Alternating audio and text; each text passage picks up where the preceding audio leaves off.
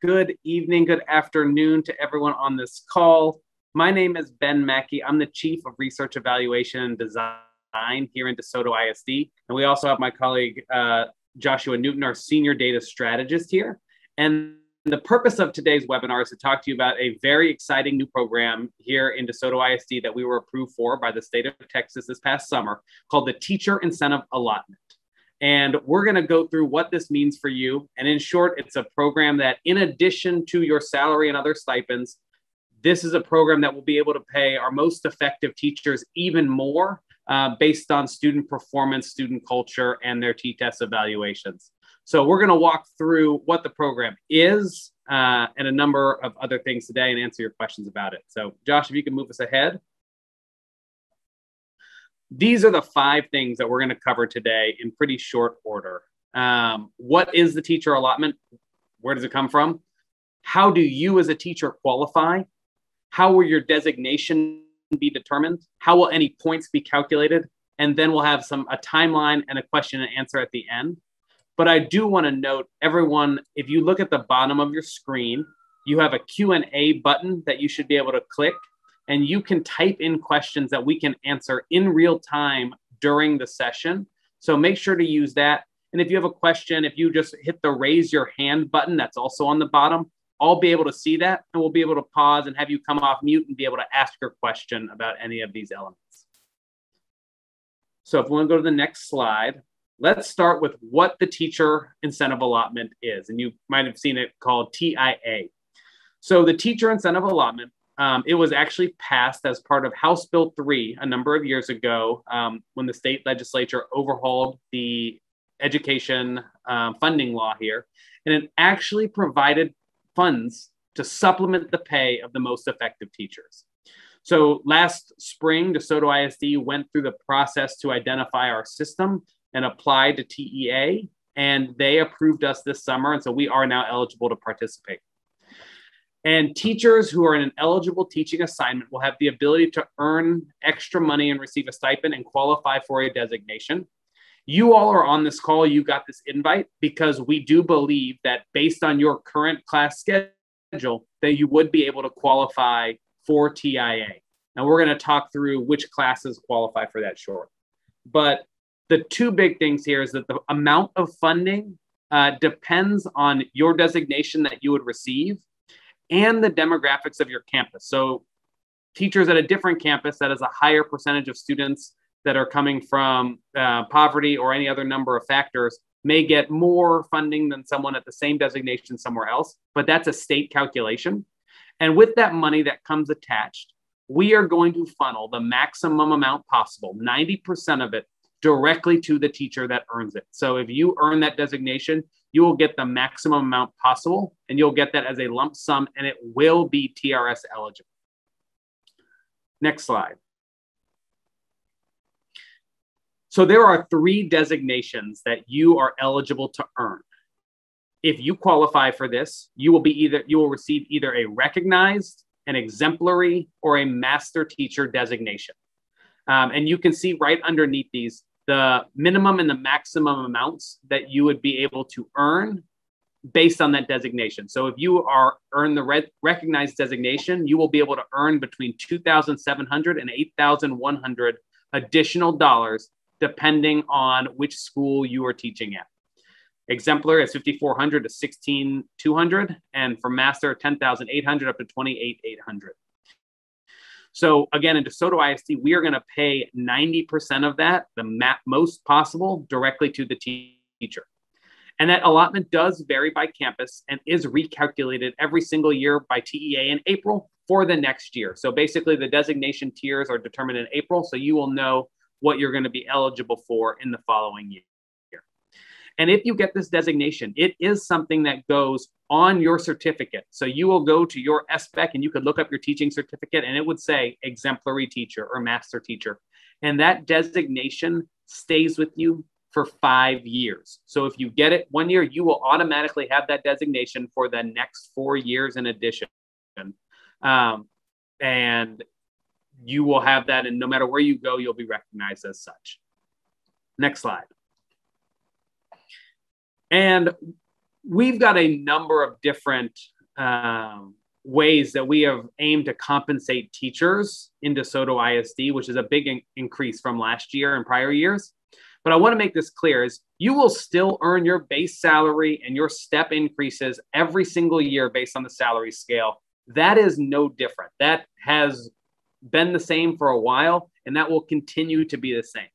So you will get that. That's your salary. That's one aspect of it. In addition to that, you are eligible for a local, this is a DeSoto ISD specific, not a state thing, a retention and recruitment stipend based on the number of students you have that are qualified. And then based on their achievement, you can earn up to $10,000 additional for the impact you're having on student achievement in your classrooms. Our first payout actually of this is going to be this year, as we noted. It'll be in December and again in May. And so if you happen to be one of the teachers that qualify, you'll receive communication on that shortly. But this will happen year after year. So if your students are achieving at a high level, you are going to be eligible for this $10,000 additional compensation. Both the base salary and this are separate from T.I.A. So you can get both of those. And then we've got this third bucket. That is the teacher incentive allotment that we're here to talk about tonight. That this is our local system that we're going to walk through. And if you achieve one of those designations, you can earn between $0 and $28,800 additional dollars that would go directly to you that would be paid the year after you earn it. And so the first payment will begin in 22-23, but it will be based on this year's data and every year thereafter. So that actually takes our compensation in DeSoto ISD. The total future possible teacher compensation is $52,000 up to $104,018. So that's a big increase. And so today what we're talking about is this third bucket, the teacher incentive allotment. Next slide. So next we want to talk a little bit about how do you qualify for the teacher incentive allotment, what teaching positions are going to be included this year, and what will that look like for you. So the first thing that we'll look at when we're determining which teachers qualify is if you meet a few eligibility requirements as a teacher. And the first is that you're coded as a teacher in teams, and that's how we report you to the state. You do have to be reported to the state as earning teacher compensation for at least 90 days during the school year. So that means that you were a teacher and coded as a teacher for the majority of the school year. And in order for us to be able to do the student growth calculations, you'll need to have at least 10 students in each eligible assessment for us to be able to calculate a student growth number to be able to determine if we can put you up for a designation. And Josh, let me jump in real quick there just to clarify something that I know we'll have questions on.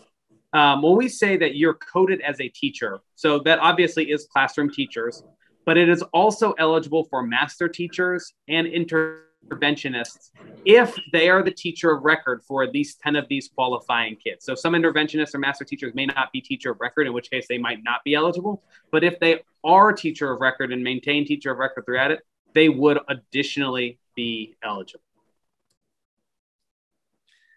Yeah. And then when we talk about having those 10 qualifying students, so what do we need to have happen in order for a student to be able to be qualified to be able to determine if they grew during the year? So we basically are going to need a beginning of year and end of year test score. That might be a STAAR test score, a MAP test score. For STAAR, we need prior year test data since there isn't really a beginning of year assessment through T.I.A. for STAAR. We also have a few additional requirements that we're putting in place, and that's that the student needs to be enrolled in your class on Team Snapshot. They need to be enrolled in your class at the first day of our end of year testing window, whether that be STAAR or MAP testing. And they also need to have been in attendance for at least 90% of your, or 80% of the class days between when they enrolled and the beginning of that testing window. And the idea here is we want to make sure that we're only looking at kids that were in your class for a significant period of time so that you had the opportunity and the ability to grow those students. We don't want to penalize you for kids who came in at the end of the school year or for a kid who wasn't in your class for most of the year and was transferred over from someone else's class. So in order to be eligible for a designation, there's also a few requirements that T.I.A. has put in place. The factors that we'll be looking at are your T-TESS observation, the percentage of students that meet student growth targets on either MAP or STAAR. And then we'll be also looking at our Panorama student experience survey. Panorama only offers this survey beginning at 3rd grade. So if you are a kinder, 1st or 2nd grade teacher, that just wouldn't be included as part of your overall score. And we'll be going into detail a little bit more how each of these things will be scored later in the webinar. But the baseline criteria that TEA says any teacher has to meet in order for us to put you up for a designation is that on T-TESS in domains 2 and 3, your average score has to be at least a 3.7, and you have to be scored proficient in every indicator in domains 2 and 3. In terms of student growth, you have to have at least 55% of your students meet or exceed their student growth targets that school year.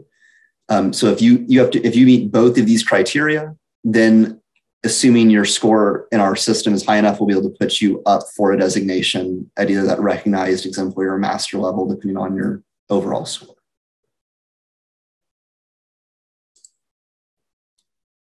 So I want to take a pause here. I know that's kind of a lot of information all at once, and we are, of course, going to make all of these slides available as well as the recording of this session as well. So I do want to take a moment. Feel free to type in the Q&A if you've got any questions, or just raise your hand by hitting that button at the bottom, and I'll be able to take you off mute so you can ask your question and we can answer your questions.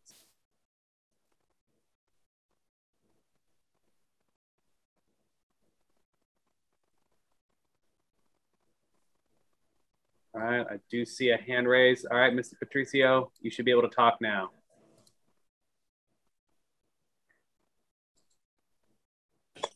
Can you hear me? We can. All right, cool. How are you? How you guys doing? Good. So I apologize. I'm at the gym right now, so I'm a lot of breath. But I'm watching this webinar, and I'm a dual credit teacher. Do I apply for this? So it would be based on the number of students in your classes that are taking one of these eligible tests. So for instance, depending on, if they are taking, if you were dual credit algebra 2, for instance. U.S. history. So Josh, do you want to answer that specifically? Yeah. So your students take the STAAR exam? Yes. Yeah. So we'll be looking. So STAAR is what we would be using to determine whether or not your students met their growth target. Okay. And they would. We'll be using prior year STAAR history to determine whether or not your students grew on that U.S. history test during the year that you're teaching them. So we're gonna go by 2020 numbers. So this is the data from this year. So it'll be the STAAR results that your students have in the spring, so that'd be the spring 2022 that's upcoming. Oh, yeah, sorry. Yeah. So we'll go by the 2021 numbers to see if there was growth in my students for 2022 then. Yeah. Yeah. So we'll use prior year STAAR history. If we have multiple years of prior year STAAR history, we'll use that. But okay, we need at least 1 year of prior STAAR results. Okay. Yeah. Okay. Thanks for that great question. I do want to just add another note there is the key here is that this is about student growth and not necessarily achievement. We know all of our students in different classes come in at different places, and it's not just about a student meeting. It's about, have they grown based on where they've been historically? So if you are teaching an honors class with kids who may be already at the meets level, you are going to have to grow those kids from where they've been to where they're going. And that's no different than if you had kids who are coming in at a do not meets level. It's about showing growth from where they are as opposed to just their score on that test. So thank you for that question, Mr. Patricio. Anyone else have a question here before we move on to the last two segments?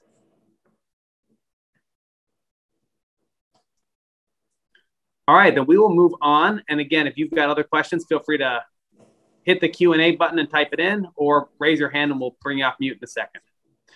So what we're going to do now is walk through the different types. You should be able to see your type of teacher here and how you will be scored in each of these. So we've got 2 different categories, 5 different types total. This first one is for all of our kindergarten through 2nd grade teachers. These are teachers who teach core math and reading subjects, and their students do not take any sort of student survey. So their evaluation for this TIA designation is comprised of 45% their T-TESS score and 55% how much the students grow in both reading and math on the math exam. So that's what we're going to be looking for any K through 2nd grade math and reading teachers. Next slide.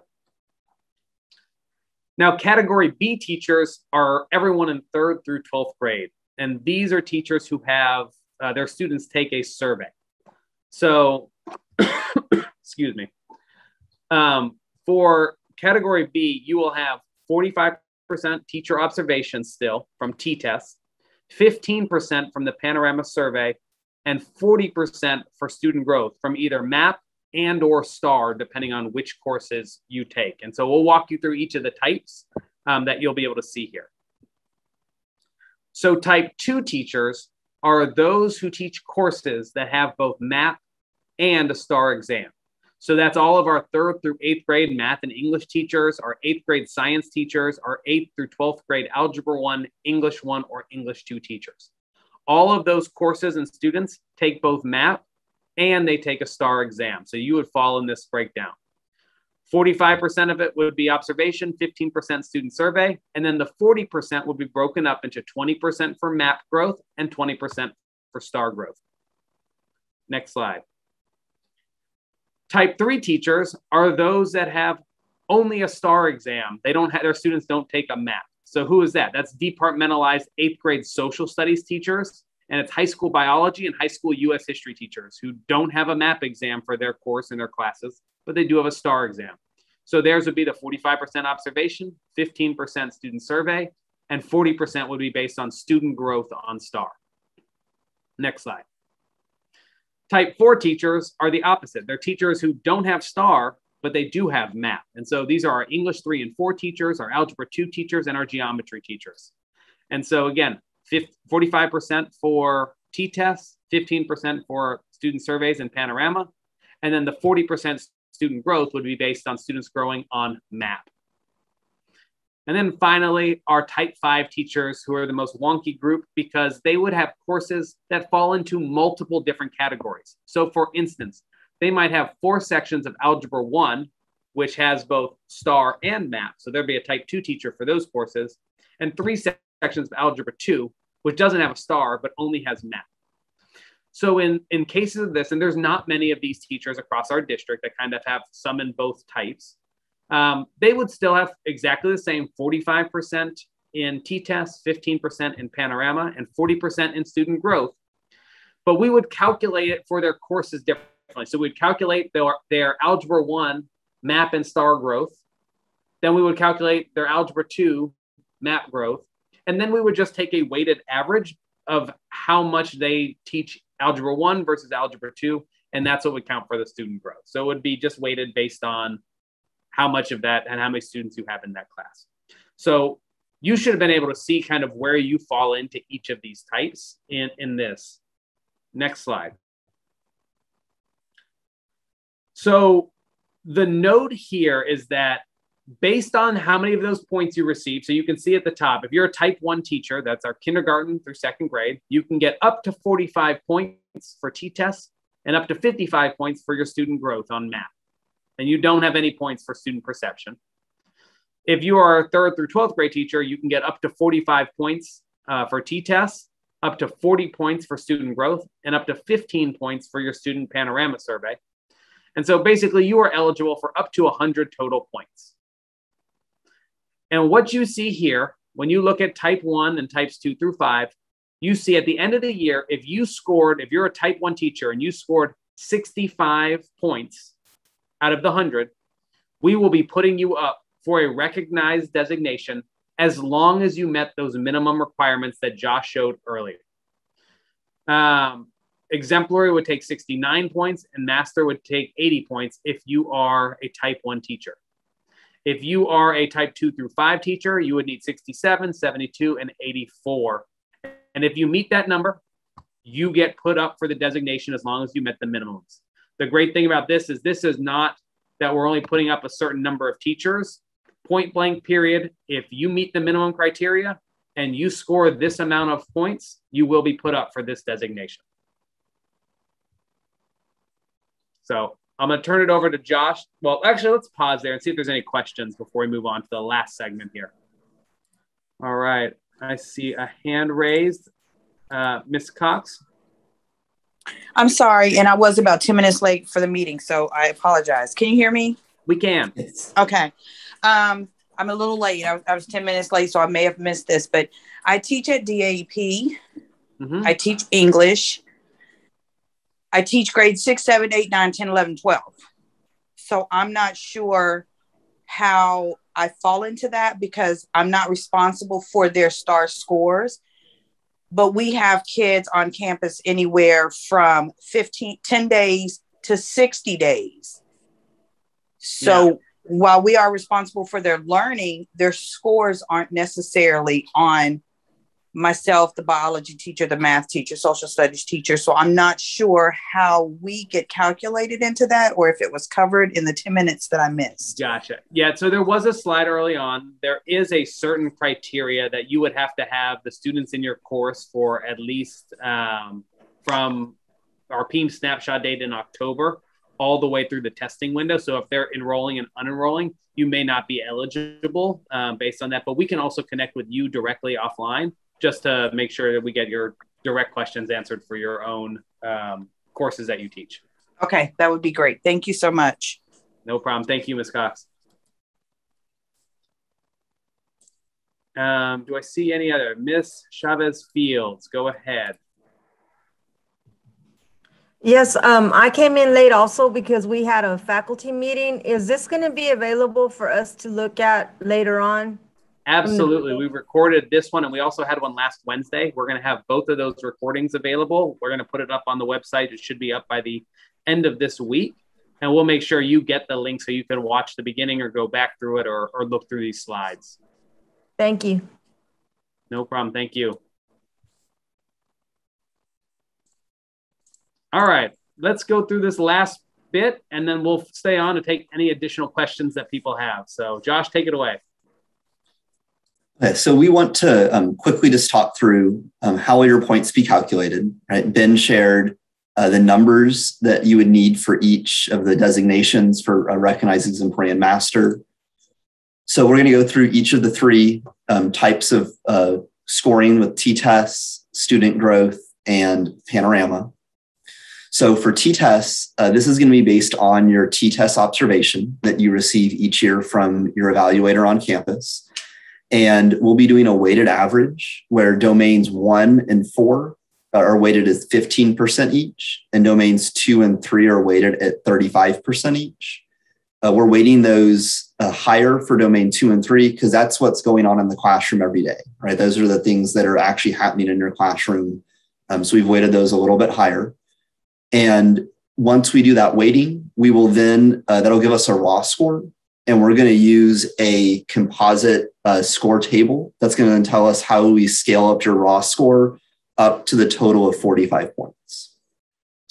So I just want to show you an example of what that might look like. So here's an example teacher. We can see their T-TESS average in domains 1, 2, 3, and 4. We then weight those. So domains 1 and 4 are weighted a little bit less. Domains 2 and 3 are weighted a little more. We add up all of their total scores, and that total raw score they get is a 17.6. We have a conversion chart. We'll look at that on the next slide. And that tells us that you would get 29.25 out of the 45 points if you had that T-TESS raw score of 17.6. So this is an example of that conversion chart. And you can see that the 17.5 to 17.9 raw score is where that teacher falls. So they get the 29.25 points. As part of what we're going to be publishing on the website this week is our field guide. And this conversion chart will be in the field guide so that you can see it and you'll know what those ranges are. These will not change this year. And we'll also as we go through these next two categories, our student growth and our Panorama surveys also have a conversion chart. Those will stay constant. So you will know this week, once that's published, what you have to score in each of those areas to be able to get a certain number of points.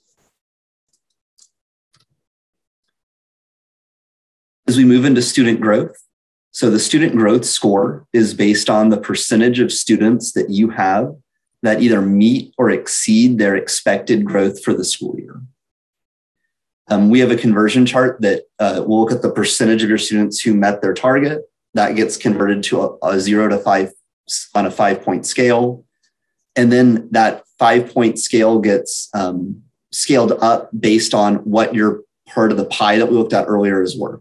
So we saw those pie pieces were either worth 20, 40, or 55%, depending what type you were. So we would take those 5 points and multiply them by either 4, 8, or 11, respectively, to scale it up to the appropriate amount. An example of what that might look like. So here's a type 3 teacher. This is a biology teacher. So the only growth measure we have for them is STAAR.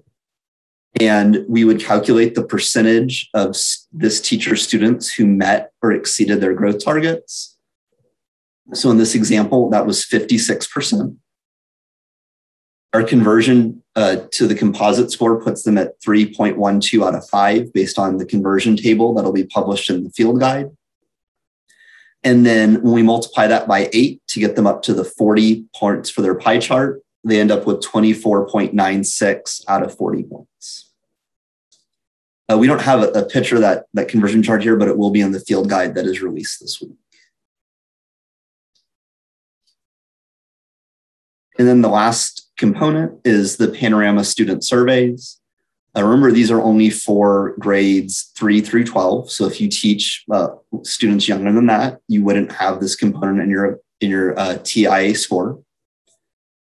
This is administered every spring, and teachers will receive a score based on the percentage of positive responses that they have in each of 5 different categories. We'll weight those percentages for each of the, or we'll average those percentages for each of the 5 categories to come up with an overall score. And then once again, use a conversion table that's based on national percentiles to move that over to a 0 to 15 point scale.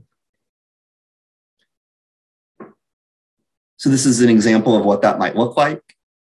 So you can see the 5 survey topic categories on the left, the percent of positive responses this hypothetical teacher received on each of them. We took the average of those 5 numbers and rounded that up to a Panorama raw score of 75.2%. And using the conversion table, this teacher would get 12 out of the 15 points eligible for Panorama.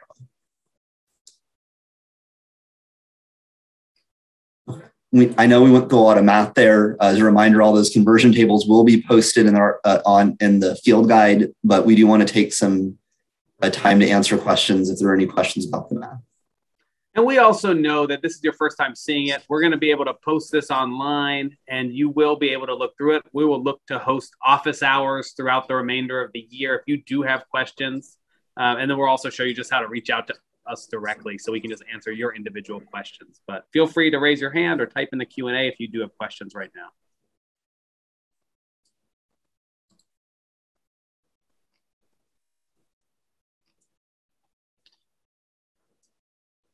All right, Josh, if we can move on to the last slide here, the timeline.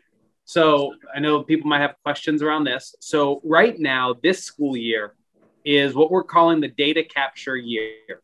But we are, looking at the beginning of the year, MAP scores.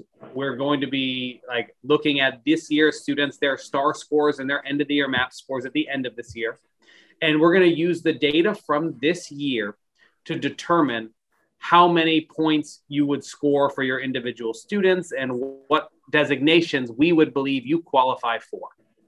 So because this is a state system, though, we do have to submit our data. So we'll finish that calculation sometime this summer. And we will send it to Texas Tech University, who is doing all of the data review for the state. They're making sure that it makes sense. There are not any anomalies or errors or whatnot. And then they're going to let us know by the following spring whether our system is approved from this point on. Once we receive that notification that we have been approved in April of 2023, we'll notify you.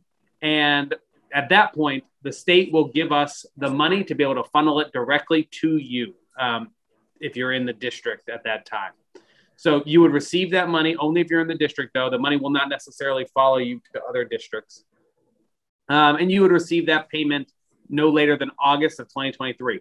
Now, I know that that's a pretty long turnaround because it's this first year of it. But after that point, every other year they're following, you would receive the money from the year before in the fall. So what will happen next year is the data from the 22-23 school year, you'll get paid, you'll finish the 23 school year in the summer of 23, and you would receive a payout in that fall when you came back. So that's the system we're getting on. But suffice it to say that the data from this year and the scores that you'll get this year will be able to earn you a designation, and then you will receive payment. It's just the first payment is a little delayed because the state is not going to, the state has to do some research before they finally approve our system. So the other note here is that this first pass of the system only includes certain subject areas where we have the data to be able to make a clear understanding of how our teachers are growing kids. And that includes our core subject areas. However, we know that teachers in all realms impact students a ton, whether it's CTE, our fine arts and electives, or any other number of places. So it's our goal to continue to expand the system to be able to include as many teachers as possible, even though this first year is for teachers teaching core subjects in our qualified areas. So that's it for this presentation. I do see some questions. I see a question here that we're going to answer live. We have, will our data follow us if we go to another district that uses this system? The answer to this is the designation will follow you. So if you receive a master's designation here in DeSoto ISD, and you were to then go to a different nearby district or whatnot, the designation will follow you. And that district, if they are approved for a system, they would be able to receive the funding and disperse it to you through their system. You won't necessarily receive it the same way. So in DeSoto ISD, we are passing through the maximum amount of money to the teacher. Other systems don't necessarily do that. They might use it to fund stipends that you might get some of, but other people get, like, there's different ways that it can happen. So while the designation will follow you, you're not necessarily guaranteed to receive the funding the same way you would in DeSoto ISD. Similarly on that, if you are coming from a different district that did have this designation, so if you came from a nearby district and are ranked as an exemplary teacher already, you are going to receive that funding the way our system has set up here in the future years. So that designation will follow you here, and now you'll be paid under our system if you are here. The next question is, will teachers new to DeSoto ISD be eligible to receive funds, or will they have to wait 2 years? The answer to this question is everybody is eligible as long as they meet the criteria laid out. So if all of their data comes back in that, so they would come work for us in that first year, if they were to receive that, the qualifying score and be certified for designation, they would receive the funding just like every other teacher would after that point.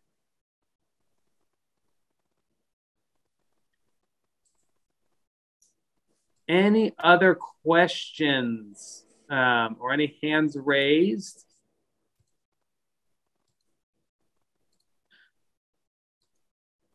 Josh and I are super thankful that you all came to learn a little bit more about this. Josh, if you, oh, you got this slide already. If you have questions or just want to chat with us about this, about your own unique situation, or if something comes up, this email address goes directly to both Josh and I, T.I.A. at DeSotoISD.org. You can feel free to email anything or try to set up some time for us to talk with you about anything. And we can walk through all of these questions as we go forward. So as these questions go up, this will be open indefinitely into the future. You can always email this and we will be responding on a quick basis. So I have a few more questions here. What if you move to an administrator role after this year. The question of that is, this is only eligible for teachers. Correct me if I'm wrong, Josh. It is only eligible for teachers. So you would have to be in a teacher role at the time that we receive the funding from the state to pay out. Otherwise, if you've moved to a different role, I don't believe we would still receive that funding. Is that correct, Josh? Yeah, so it's based off where, if you're a teacher, when we do our winter class roster submission. So if you moved into an administrator role and you're an administrator next year, we wouldn't receive funding for you that year because you're no longer in a teacher role. Yeah. So this is and the purpose of the system, as stated by the state, is to compensate teachers more so effective teachers decide to stay in the classroom. That is the purpose of this. Okay, I got another question here. Equity. If a teacher has received all of the BIC and BASE students in one classroom, how is this system fair? So the first question is, if they are taking the same exams, for instance, and are eligible to take those exams, it's focused on growth and not achievement. So even though your students may be way further behind, based on wherever they're coming in at, you don't have to necessarily grow them to the same level of achievement as a teacher who is teaching an honors class or whatnot. It looks at where your students start and how far they individually are expected to grow. So it's not about the location at which they end, it's whether or not they grew. So no matter where your students come in on the spectrum, it's about growing them from where they are, at least essentially a year's worth of growth in that year. Now, some of our students, potentially students in certain units, may not be eligible for those tests. I think a number of our students may not take those tests as part of their program. And so in that case, they might not be eligible. This is only based on the eligible students and courses. Josh, is that correct? Is there anything else you want to add there? No, I think that's correct. Really, what we're looking at is the number of kids who have met their growth target. If those students aren't taking MAP or STAAR this year, one of the things we are working on is trying to expand the number of eligible teachers, right? So if for some reason you don't have enough students taking eligible assessments this year, that doesn't mean that in future years we might not bring those in. The next question is, if the same teacher has received behavioral problems and academically low students from other homerooms, they will all take STAAR and they are taking MAP testing. So this is, again, based on individual student growth. So if a student has behavioral problems, that is definitely a different type of issue. This, there's a number of other supports we have for helping teachers and working with the behavioral side of things. But as far as their growth, again, if a student is coming in behind other students, you are not going to be penalized for them being behind when they come in. They will still have to grow a year, but it's from where they start, not to grow to the same end level as everybody else. It's every student from where they start to where they grow. You should have the student grow that amount. The other note here is that if a student is absent a lot, they're suspended or something happens, if they do not, or if they're not in your class for at least the 80% of the time that they're eligible to be there, they will not count against the teacher. So their scores will not count in that instance if they are not there for the requisite percentage of days, because we know in that instance, you as a teacher haven't had the same opportunity to be able to grow that student.